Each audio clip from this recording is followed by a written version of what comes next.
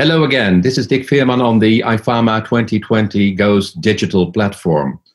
We're talking about the history of Dutch agriculture. And why are we zooming in on Dutch agriculture? Because we want to show how important it is to understand the history of a country, to understand the present. You need to understand the past to understand the present and to apprehend, perhaps, the future. I'm sitting here with Nick Koning. Nick is a sociologist, but he's an omnivore in agriculture, the history of agriculture in the Netherlands and worldwide. Mirein Knibbe, he is a historian of agriculture, of agronomy, and he is he's well versed in statistics, all kinds of historical statistics. So he really knows what the numbers are. When the numbers are out of whack, he'll be very, very precise on that and clear on that. And Krijn Poppe, he has just retired as the chief economist of Wageningen Economic Research and is still one of the foremost economists in the field of agriculture and an advisor to the government. The other day, we sat down in the same setting with these three guys who are really knowledgeable, and we discussed 6 centuries of history. And we ended up talking about location breeding location, Mirein's notion. Because of location advantages, the Netherlands has developed its comparative advantages and really to the max. And we ended up on this. The farmers' interests and the interests of agribusiness, the processing industry, they part. And this new conversation should bridge the history to the future by talking about the continuities and the discontinuities. Farmers have created an ecosystem working together, even, for example, creating the mink industry using the offal from the pork industry we've developed. And all of that seems to fall apart.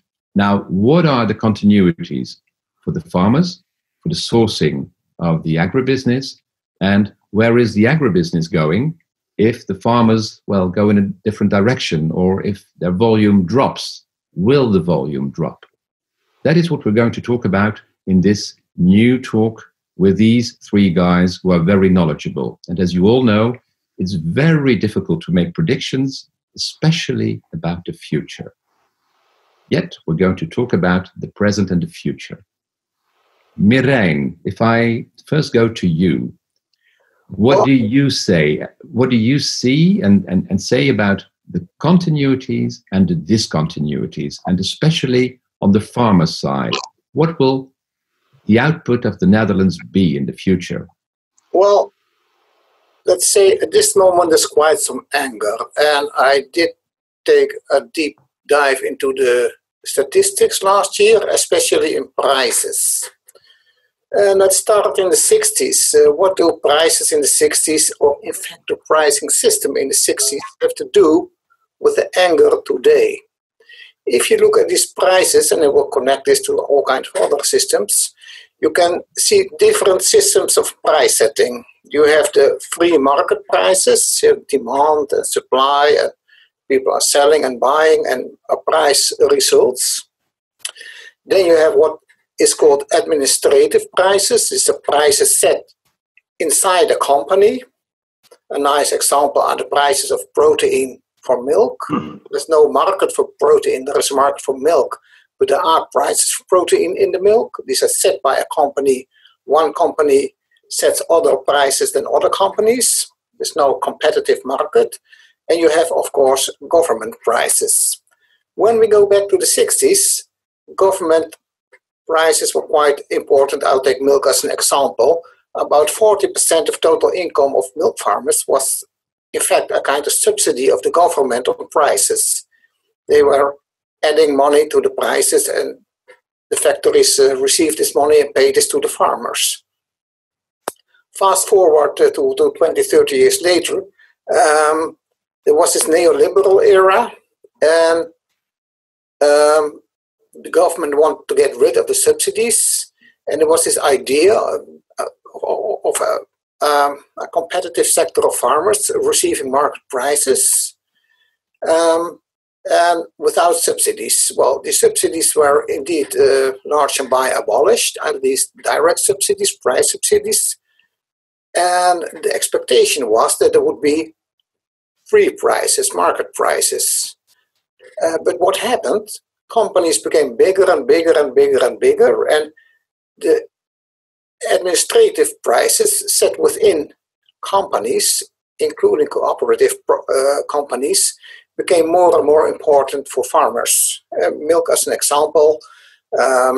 Since the 60s, Dutch companies tried to introduce a system of milk which was not just paid for fat, but also for protein. They were the first in the world to do this. This was quite successful in a technical sense, but the idea behind it was that farmers would start to produce milk with more protein. This did not happen for whatever reason. They started to focus on milk with more fat, despite the fact that protein became more and more and more expensive. When you look at the sources, and that's quite important, you can ask the question, well, protein prices did not work as intended, but instead of abolishing them, as they did not work as intended, they were spread all over the world. Why? If they did not work as intended. This happened because if you look at the sources, farmers experienced this as fair.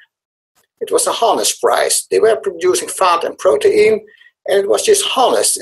Prices are just not economic, they also have a social aspect.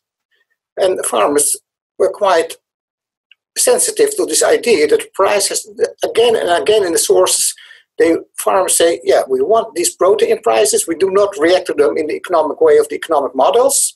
We are not increasing protein production, but we do produce protein.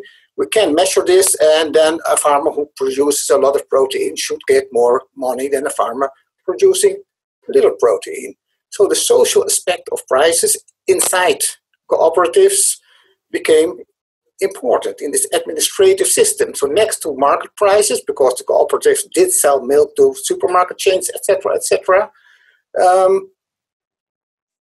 inside, that was a market price, but inside these companies, you had these administrative prices, which were not just economic, but also social.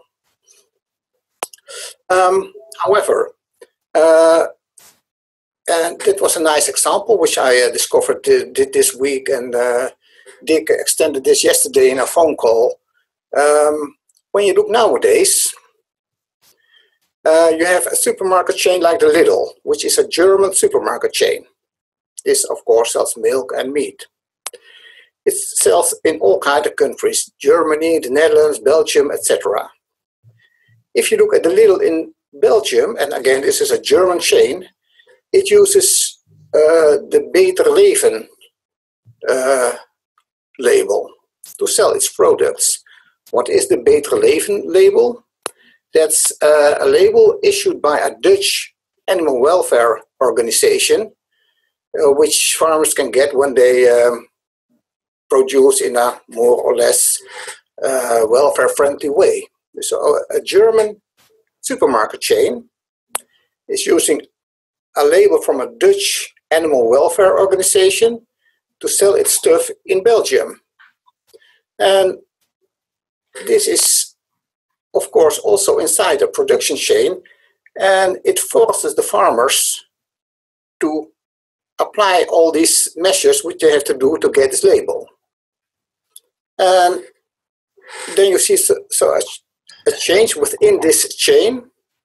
You used to have a chain dominated by farmers, but more and more the large companies are dominating this chain and forcing farmers not to apply their own logic, their economic logic, their social logic, but the logic from the large company. And I think the government has withdrawn its subsidies. It expected a kind of free market. Instead of such a free market, you get these administrative prices. Farmers get all kind of things they have to do because somebody wants it. The government too does not use prices anymore, but it has not withdrawn from agriculture. We all know all the discussions about what farmers have to do. From the government too, farmers have to do all kinds of things which is not in their own economic or social interest. And I think this combination of large production change, which are dominating farmer more and more, in combination with the government, which tried to get out of agriculture but gets sucked into it again and again, is causing a lot of the anger of the farmers. They are not independent producers anymore, and the whole idea of free, in the neoliberal idea of free small companies reacting to market forces is just a utopia, and people are starting to discover that they are just a kind of employees of these large companies. And I think that can explain a lot of the anger. The question is, of course, what do we have to do for the future? And one of the things which I am missing in the discussion, there's all kinds of things. Well, we have to use less nitrogen and whatever.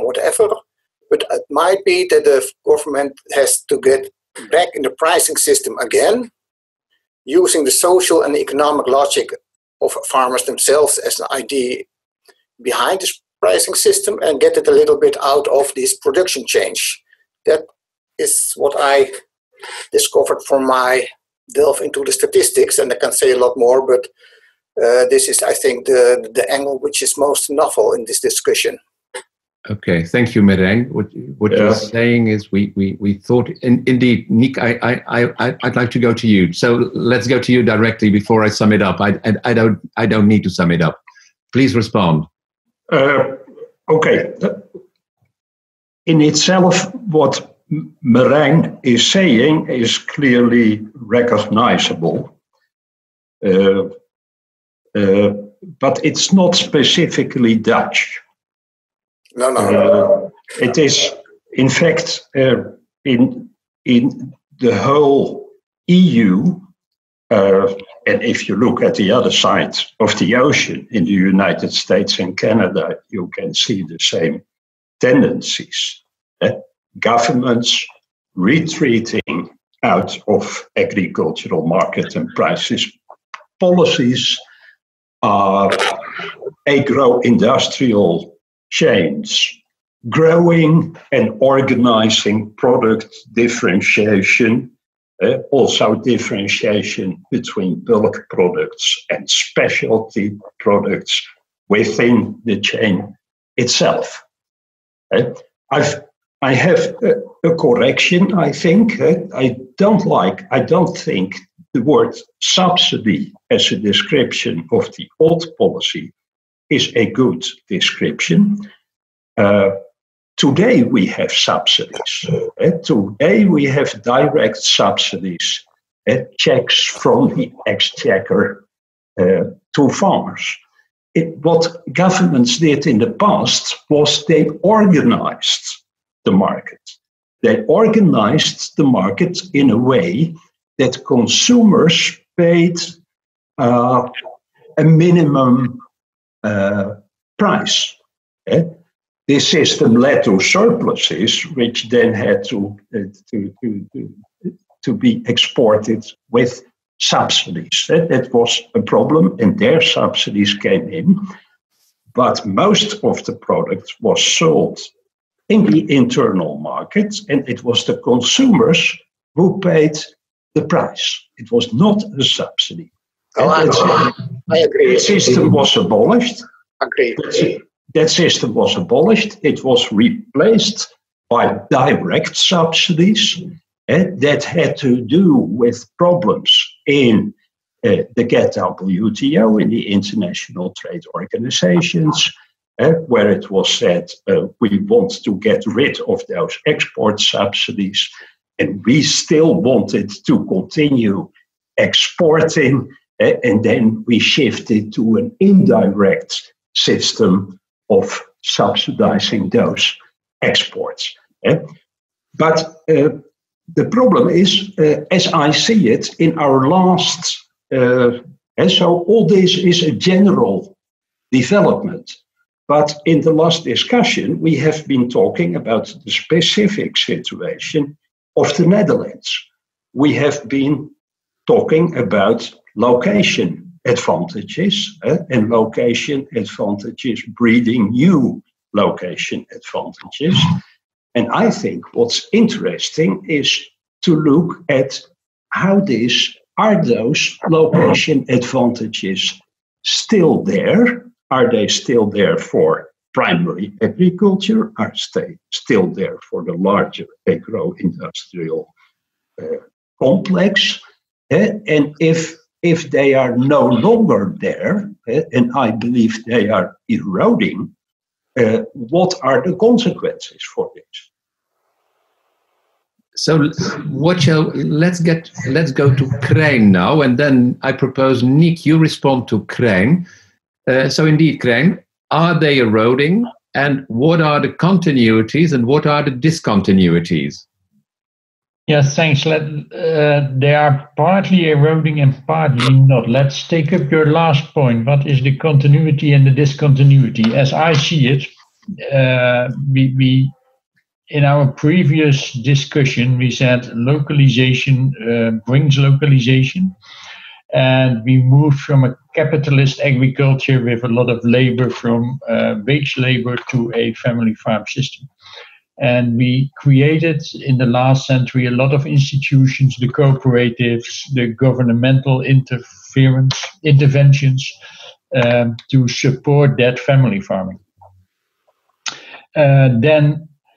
But you see, I'm a fan of Willett Cochrane's treadmill theory. What you see is that wages over the last 75 years in society, and that's globally in the Western world, went up. We invented technologies to improve the labor productivity, the big machines, pesticides, new types of stables that helped in labor productivity, but also increased the marginal value of land. So farmers got richer, but as long as you don't sell, you do not get richer. And it gives a incentive to intensify land use with environmental problems, and some of these technologies in itself now seem to have some environmental disadvantages. That was new over the last 40 years, so to say. What we currently see is that one of the institutions that was developed to support family farming, these large cooperatives that outperformed there's an economic theory about that outperformed the private companies, by the way. These agricultural businesses still have in the Netherlands, I think, a comparative advantage. Otherwise, they would not bring in calves from Poland to the Netherlands to have them slaughtered here by immigrants from those same countries and export the meat. Or they would not import cereals from Hungary or Romania to the Netherlands. Have immigrants working in slaughterhouses as well as in farms nowadays. We're partly going back to capitalist agriculture in some sectors. Others take robots, like in dairy, and then export the product again. So I think that seeing the large amount of capital in those industries and seeing the cluster effect or localization, the economists would say the agglomeration effect of being together, having a knowledge system, having deep labor markets with specialized functions, makes it still rather competitive in most sectors: horticulture, market gardening, arable farming, even in dairy. You could discuss about the size of the pigs and poultry sector. But on the other hand, these industries can just as well source somewhere else. So there is a strong pressure from those industries on the farmers to reduce cost prices because their product is mainly a very nice commodity, a standard global product. And therefore the pressure from the industry is cost price lowering by the farmers and having and that is solved by an enormous increase in scale. We had that already in the 50s and the 60s, but then you had government support. We were talking officially on a policy for farmers that stay and farmers that went out of business. They were even helped to go out of business. That has been disbanded in the neoliberal last 30 years. And therefore farmers are now not very much supported in their development. And at the same time, as Niek said, we were close to cities. Now we are farming more or less within a city. And that gives a lot of pressure on environmental legislation by the citizens on what they prefer as a nice countryside that is now not only a production area but also a consumption area for leisure, for recreation, etc. So that pressure from citizens on a better environment and more biodiversity, etc. And the pressure from the industry that in itself has a competitive advantage but needs large farms and a low cost price, these two pressures come together and make farmers, I think, extremely angry. And that's understandable. Okay, you summed it up nicely, Krijn. Niek, what are the continuities and discontinuities as far as you are concerned from Krijn's analysis? Because he says you can survive with big farms, low costing, and yet there is pressure from society actually, putting it makes cost price go up, whereas these big companies need lower cost prices.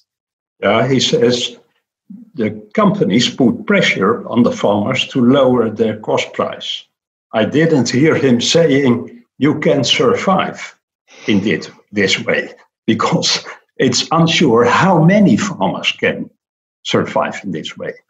But I entirely agree with his analysis, and he summarizes it by saying in the past we were farming close to the cities, now we are farming in the immediate influence sphere of the cities, and their farmers are confronted with urban people who see the surrounding countryside as a kind of consumption area. And they want to see beautiful landscapes, and they want to have sustainable agriculture, not just in a strict sustainability sense, but also in a kind of romantic sustainability sense. And that creates problems for agriculture. And then there are two questions, I think. There are two questions. The first question is, what does it mean for Dutch revenue models, for Dutch agro revenue models, and for Dutch agro strategies? And in fact, here, you can say that farmers and the agro industry are growing apart, and the danger is that they are growing apart too far. For primary agriculture, the situation is becoming difficult. Parts can escape by enlarging their scale and their capital intensity even further. But this will not stop the displacement of parts of the production to areas in, say, Eastern Europe, where land prices are 10 times as cheap and labor is much cheaper. It will not stop the displacement of agriculture to what in fact becomes a kind of biomass industry, meat industry, more or less in the port of Rotterdam in a factory way and no longer a farming way. And the escape to short chains, which produce organic or other sustainable quality problems directly for concerned consumers, that will stay niche markets, that will be restricted to the premium segment of the market. And so agriculture is getting in a difficult corner. The larger agro-industrial cluster is indeed profiting from all those agglomeration effects that have been built up over decades and centuries. So we have this human capital base. We have this capital investments. We have the infrastructure, etc. But the question is, how long will the competitive advantage that you can derive from this remain intact if the primary agricultural base of this cluster becomes too small? That is a question, I think. That's about revenue models. There's also, you can also say something about strategies. A question for me is it still a good strategy for Dutch agricultural organizations to believe that they have this big competitive advantage on other farmers in Europe, so that it's a good thing for them to fight against all attempts at supply control, because if there is a free market, they can still expand their market share at the expense of farmers elsewhere in Europe. Is it still a good strategy for them to fight for a moderation of income support levels, because they can then outcompete smaller farmers in southern Germany and central France? That's what they have always been doing. But is this still a working strategy? What is the answer to your question? Because the way you're building up your argument is, it's not a good policy. It is not a good policy, and the big test case was the fight about the abolition of the milk quota system. We had this European milk quota system, which allowed for 2 decades to maintain a reasonably remunerative milk price for farmers. The Dutch agro complex wanted to get rid of it, believing that without a milk quota system, we could have a new leap forward and increase our share in the European dairy market. Now, we got rid of the quota system, and the opposite happened. A number of other well-placed areas can now increase their milk production, whereas we are faced with tough environmental restrictions that in fact compelled the Dutch to reintroduce a new quota system in the form of a phosphate emission rights system. And for me, that clearly shows, and meanwhile, the milk price has gone down. So that shows for me that the end of that strategy has been reached, and the big Dutch farmer organization has not timely realized what the new situation was. Now, all that is about revenue models and strategies. there's another question. How far should we go in conceding to urban interests that want to change the countryside in a consumption area, as Krijn said? Suppose that not just the Netherlands will do this, but the growing cities in India and China, where population density is also sky high, where cities are exploding and where incomes are also rising, and where you will see the same tendency. People want to use more space for dwellings, they want to have space for recreation, they want to have touristical landscapes, they want to see more naturalness in food production.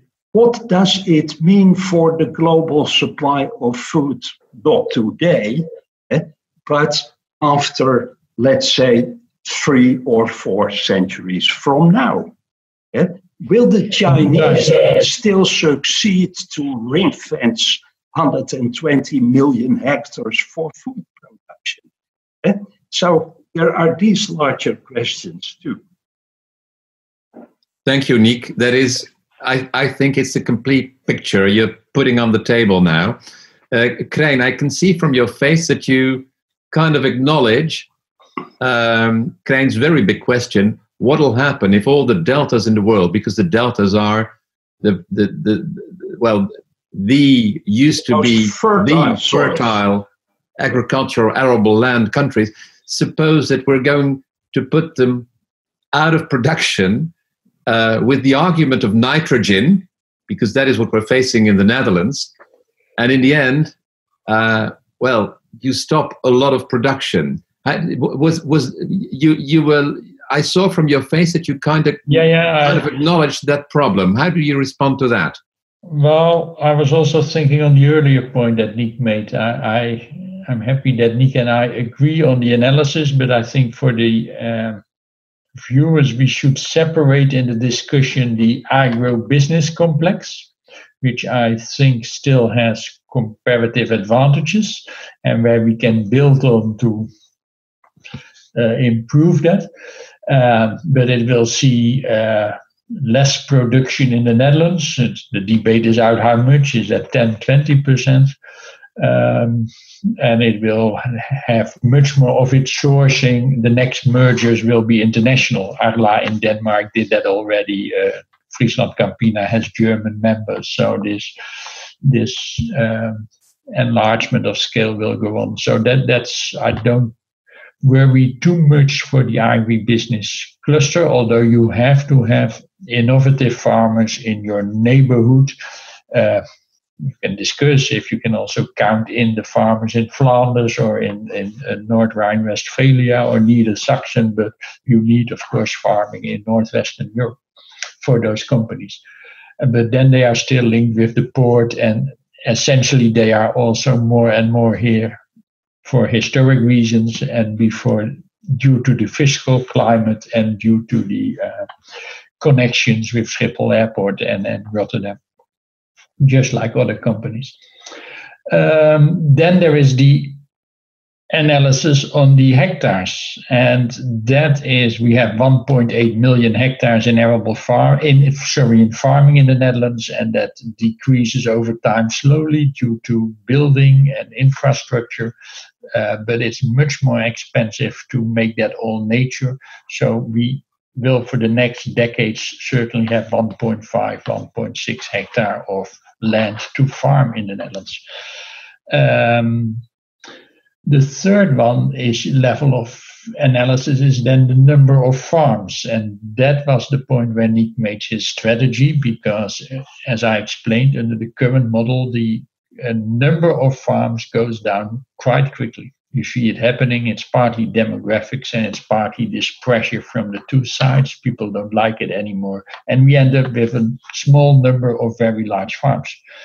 I'm from the area of Flevoland, which has been reclaimed in the 1960s and 50s. And I always ask there, if we now would reclaim it again and start from zero in a green operation, how many farms would you then make? Well, not in the Noordoostpolder, 35,000 hectares, 40,000 hectares. Originally they had 1,700. Probably it's now only 50 or 100 that you would have for an optimal size in arable farm. You would probably make farms of 500 hectares and not of 25 hectares. And the worry with Niek in his statement is the individual farmer, where I, as a government advisor and economist, also look a little bit more also to the national welfare, or what would we like. And then, well, in all industries, people shift in and out. If you're in an airline business, you also shift out, or we close the mining industry. So I think that has to be socially supported. But the number of farmers as such is perhaps for a economist not a objective in itself. It's true, of course, that farmers or farmers' organizations can have that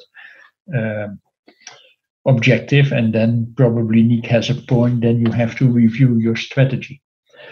Your other question was on is a very difficult debate that is on land sharing or land sparing, and in how far we make the areas outside the cities a total production area where nearly everything is allowed, or if we say we mix that in a multifunctional way with nature development or biodiversity objectives that we have. And I tend to think that, at least in the neighborhood of cities, there is it is a niche, but an interesting issue that you do some type of, let's say, multifunctional or nature mixed farming, where also some of these other objectives of biodiversity, nature are organized within farming and are perhaps also paid for by citizens, because you link with short chains or with special niche products or with care farming or other activities. And that is then, of course, a way out for those squeezed farmers in those areas. As I said, for the moment, we will have 1.5 million hectares or more. On these hectares, due to breeding and improved farming techniques, and because we understand more on the ecology, yields still go up. We see developments of vertical farming. So I think with Marijn, I find it very hard to look 300 or 400 years ahead. I would certainly say that cities in India and Nigeria need zoning rules like we have in the Netherlands. Otherwise, you end up with one big Los Angeles and without any agriculture. That would be very problematic for feeding the cities. But having some mixed activities around cities, I don't see a big problem. But perhaps I'm biased because an economist always thinks, well, are the incentive rights, and then what do farmers or other stakeholders? And it's very hard to have a top-down approach and say this is the optimal land sparing, land sharing solution at a global level.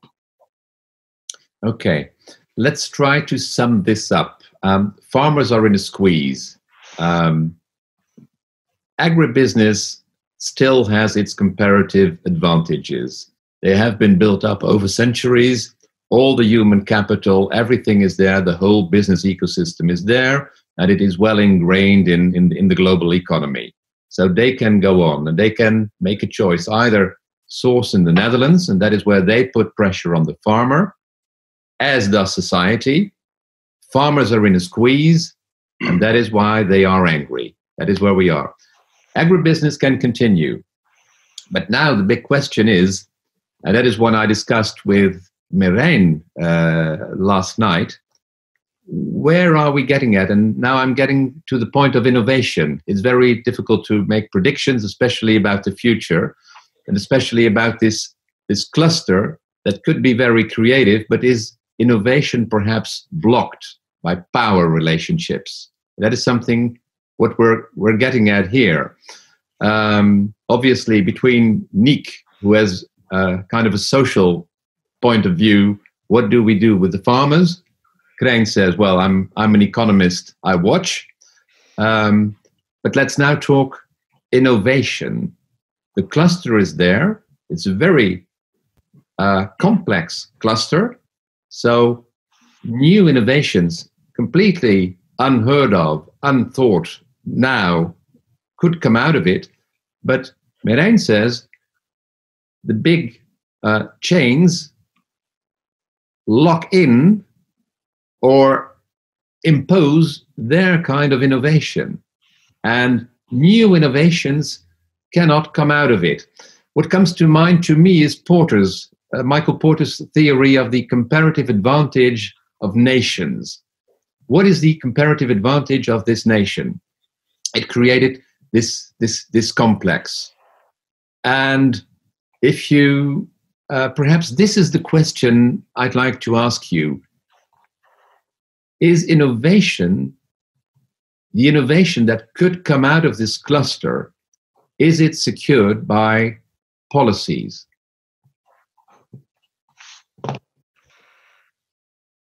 Or is there this power relationship by all kinds of specs that are perhaps rather simplistic? Up to whom? Well, yeah. I think there's still a lot of innovative power within and incentives for companies to be innovative as well as with farmers. And I think that there are a couple of assets in this country that could be built upon if you want to renew either the if you want to strengthen the comparative advantage of the agribusiness and the cluster.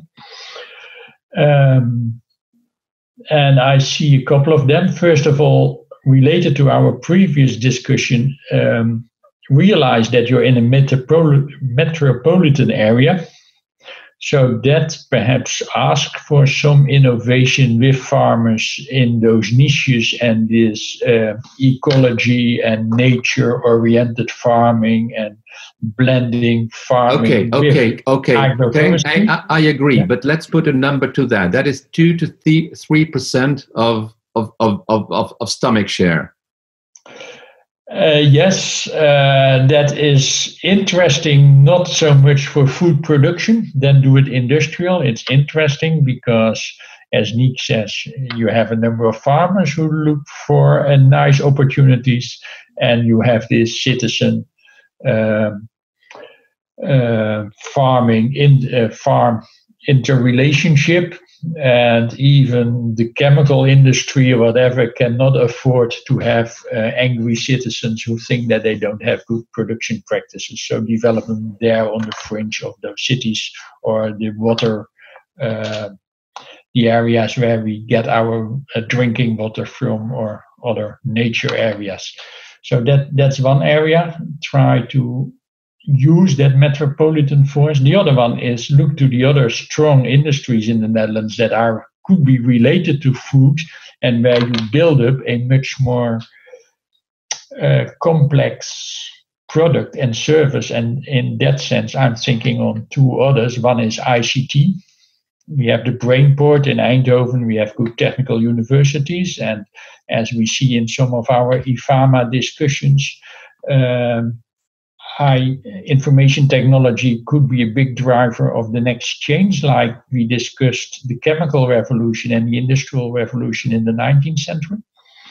And that could also help the agribusiness to source or to deliver knowledge in wherever, Romania or Egypt, where they sell seeds, for instance, or where they source.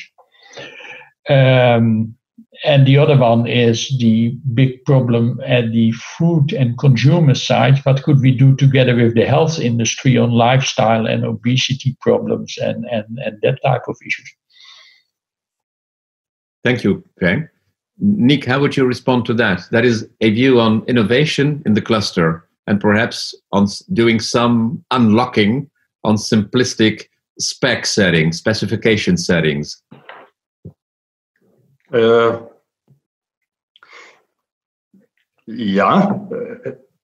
If I think about the direction of innovation, then I think there is something we should do and something we shouldn't do.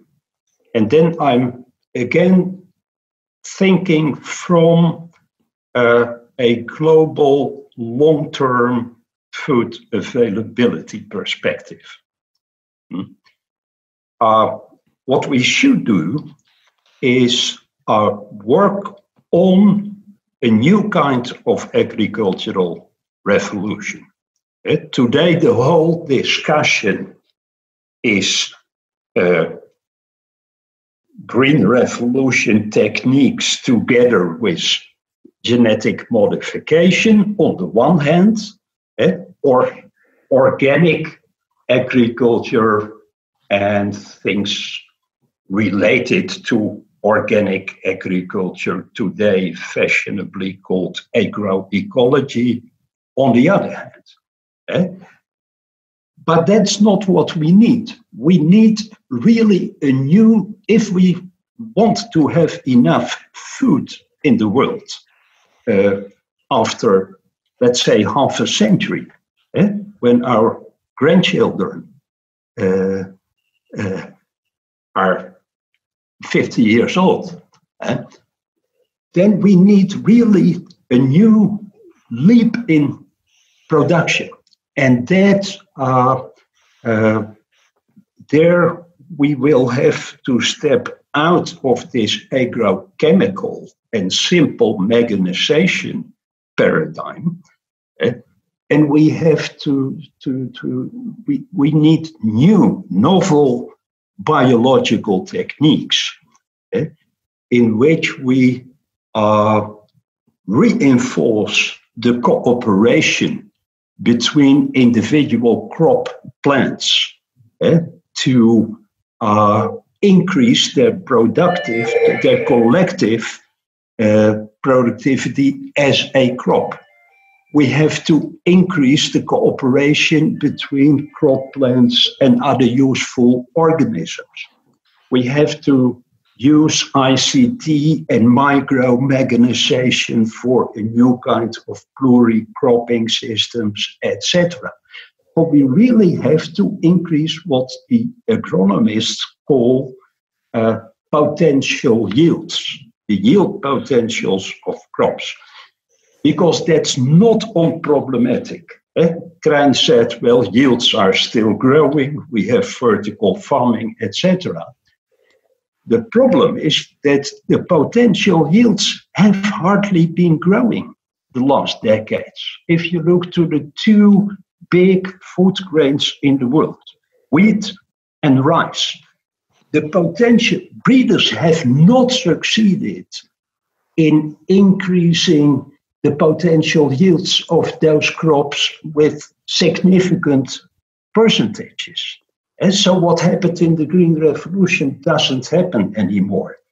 And fashionable solutions like vertical farming, well, vertical farming is way too expensive to produce anything but flowers and herbs, etc. So we need a new thing, and the Dutch agro-complex need to work on that. That's what we should do. A novel type of, no longer a fossil fuel revolution type of agro techniques, but new, mainly biology and ICT based. And then I'm not talking about organic farming. That may be interesting as a kind of experimentation system, but I'm really talking about a novel biological revolution. Now, what we should not do, Krijn said, well, you can think about synergies between the agro-complex and ICT, but you can also think about synergies between the agro-complex and the petrochemical complex, which is also very important in the Netherlands, and mainly around Rotterdam. Now, thinking about those synergies, many people are thinking about what is called the bio-based economy, which means improving conversion techniques to produce energy sources and other non-food products out of biomass, out of agricultural, terrestrial living biomass. I think here in Wageningen, a whole cluster of research labs is working on this. And that's dangerous, I think. That's dangerous.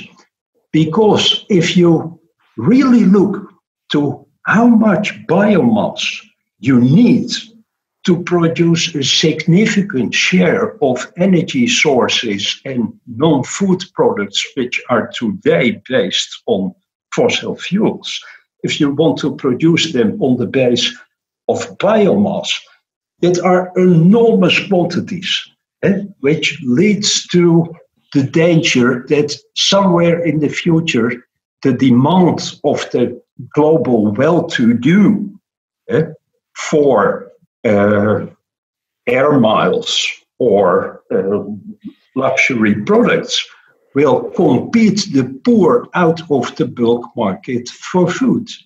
And it's simply not true that it will be enough to use the residues or the wastes, as many people are suggesting. So that's what we shouldn't do.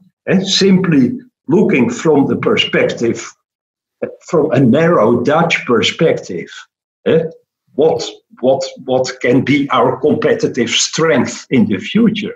And then, of course, you are thinking about a bio-based economy, but thinking from a global food availability perspective, I should say that should not happen. And it should certainly not be subsidized, for it will happen. The free market will. There is a demand for it. Today, there is a lot of research in kind of biokerosene, airplane fuel. And you cannot stop it, but there is certainly not a reason for public funding of this kind of research. Okay, this is a very interesting statement. To sum it up, farmers are stuck between pressure from society, and when we look at Dutch television and Dutch media, we're actually, so everyone is making a plea for organic agriculture. There is some noise here in the background, so I'm being distracted. But so farmers are stuck between pressure from society, pressure from agribusiness. As Marijn says, they're being sucked up by pressure from SPACs, from large food chains. And we were talking about the innovation that could come out of the unique cluster in the Netherlands. I saw Krijn, the expression on his face. Yes, he acknowledges all kinds of innovation that could come out, indeed, of our cluster. And I propose that we stop this conversation here and take this point to a next discussion with you. Is there indeed a need for getting back to the drawing table? That is what Barry Martin from Rabobank said as well. Actually, Niki's making the same kind of plea. What are we talking about? Aren't we caught up in frames between organic on the one hand and a kind of technical agricultural approach of agriculture on the other? Shouldn't we discuss, shouldn't we debate that? Well, the same thing is back in the Green Deal. It's everywhere in the world. And now we're touching on this very interesting thing. Aren't we locking up innovation? So is that the topic for our next discussion? Nick says yes. Craig, what do you think? Yeah, I'm happy with a next discussion if that fits you. That's fine. I see on that topic coming those, as I think also Nick suggested, coming together. On one hand, using less pesticides and chemicals, and the other hand, high technology to and ecological thinking to understand those processes. But it's indeed interesting to discuss that. That's fine for me. Okay, you don't seem to be too enthusiastic. Well, there are in the discussion we just had, there are also very interesting issues to explore on the relationship if you think about information technology. But we could take that into the discussion on what this means for the relationship between farmers and this agribusiness. Because I have, like Nick has some worries on bio-based, which I partly share, and I think that the Netherlands land is far too expensive to make a living from crude biomass, but that's another issue. That there are also interesting tensions to explore in the information technology and the whole platform economy and ownership of data, and how in that situation farmers relate to the agribusiness. I'm quite worried about that, actually. Okay, thank you for detailing the agenda for the next discussion. That is important as well. Merijn, you've been watching the two other guys. What do you say as an historian? You're used to looking back, and it's difficult, you said, to make predictions about the future. Do you agree on the need for this discussion? Because you brought it up actually in our discussion last night. Yeah, I do agree with the need for such discussions, and I'm in fact also very much agreeing with these ideas about the bio-based economy. And I still want to press my point again that the pricing mechanism, I should say, is very important. And the government has tried to step out of this, which did not really succeed. Maybe we should look again at this pricing system. Should the government again take more responsibility for the pricing system as a way to try to guide agriculture and use some social considerations to do this? I mean, like the way...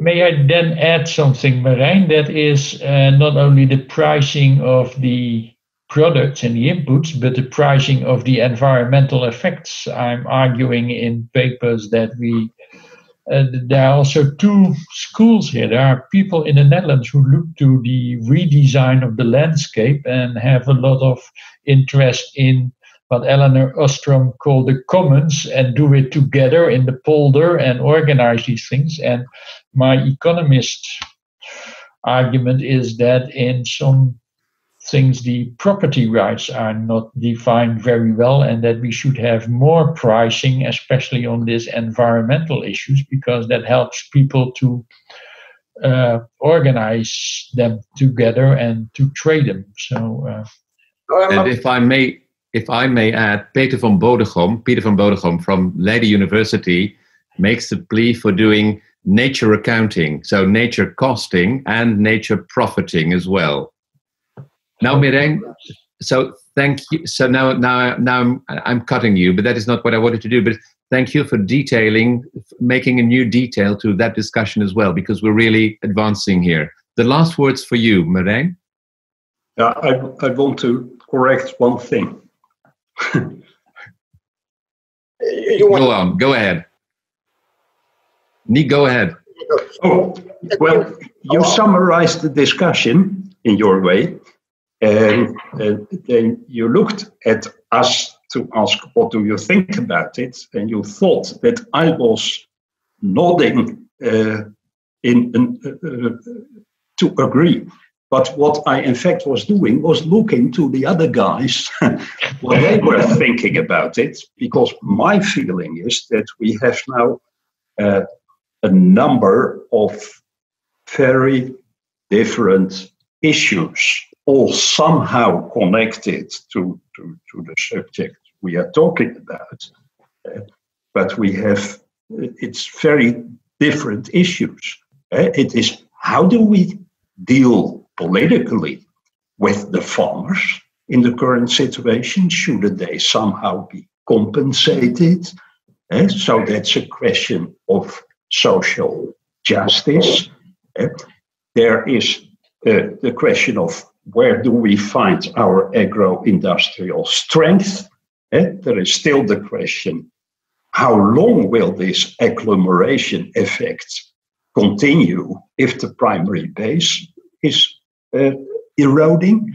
There is the question, shouldn't we not just talk about restrictions that should be imposed on agriculture because of urban interests, but shouldn't we also impose restrictions on cities because of food security interests? Shouldn't we talking about how to create denser green cities where the real need for naturalness of urban dwellers can be fulfilled more in the cities themselves? A discussion that started with city parks in the 19th century. You know, in Singapore, you have those huge buildings with a large park on top of a number of skyscrapers. Shouldn't we think about those things? So there is a number of issues, and I think that between the end of this session and a possible next session, we have to agree on one or two or three, but not more issues for that next session. Otherwise, things go in all directions. Thank you for intelligently summing up and sorting out the different topics. This is a very rich and intelligent discussion, and indeed we need to sort them out. And basically, Nick, you're making a plea for various discussions now to as a follow-up. Not too many discussions at the same time, because then we will become confused. Thank you. Mireille, your famous last words in this session. Well, summarizing and skipping some steps, I think that we need solutions which include government policies, and government policies which as a background that agriculture is not just a problem, but also a solution to things like food security, but also nature inclusive agriculture. Was that nicer last sentence? Thank you very much, Mireille. And Nick, Mireille, Krijn, thank you very much for this really illuminating, intelligent discussion, sorting out indeed the new topics that are underneath the current debate on agriculture and agribusiness, I think, and that was very helpful. Thank you very much. And for all of those who are viewing this, see you next time. Bye-bye.